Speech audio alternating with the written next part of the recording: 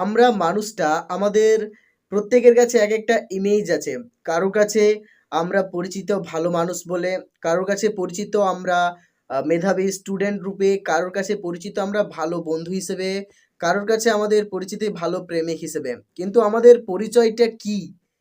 আমরা অনেক সময় অন্যকে খুশি করতে গিয়ে নিজের জীবনের অনেক সময়কে নষ্ট করে ফেলি।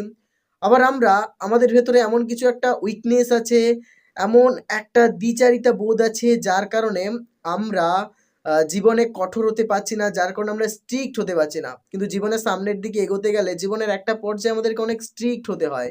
দুর্বল মনের হৃদয় নিয়ে বেশি দূর সামনের দিকে এগিয়ে যাওয়া যায় না। ইতিহাস সাক্ষী আছে সমস্ত আ শক্তিশালী ব্যক্তিরাই জীবনে কিছু করে দেখাবার ক্ষমতা রাখে। তবে এই শক্তিশালী বলতে শুধুমাত্র দৈহিক শক্তিকেই বোঝায় না। শক্তিশালী বলতে মানসিক শক্তিকে বোঝায়। মানসিক শক্তি শারীরিক শক্তির থেকেও ভীষণ শক্তিশালী।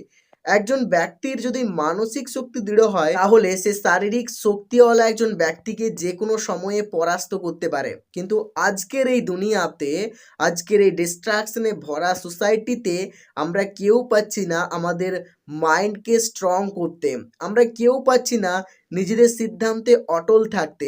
আমরা কেউ পাচ্ছি না জীবনে নিজেদের লক্ষ্যের ওপর স্ট্রিক্ট থাকতে, নিজেদের ভাবনার উপর স্ট্রিক্ট থাকতে, নিজেদের ডিসিপ্লিনের উপর স্ট্রিক্ট থাকতে। আমাদের প্রত্যেকের জীবনের একটা উইক পয়েন্ট আছে। আর সেই উইক পয়েন্টেই আমাদের জীবনটা ধসে পড়ছে। জীবনটাকে ভালোভাবে গড়ার আগেই জীবনটা পড়ে যাচ্ছে। নিজের অভ্যাসগুলো আস্তে হারিয়ে যাচ্ছে। সেই জায়গাটা ভরাট করছে কিছু খারাপ অভ্যাস, কিছু খারাপ অনুভূতি, কিছু খারাপ চিন্তাভাবনা। যার কারণে আমাদের জীবনের কন্ডিশনটা আরো খারাপ থেকে আরো খারাপ হয়ে পড়ছে। আর আমরা দেখতে সেই খারাপের শিকার হচ্ছি।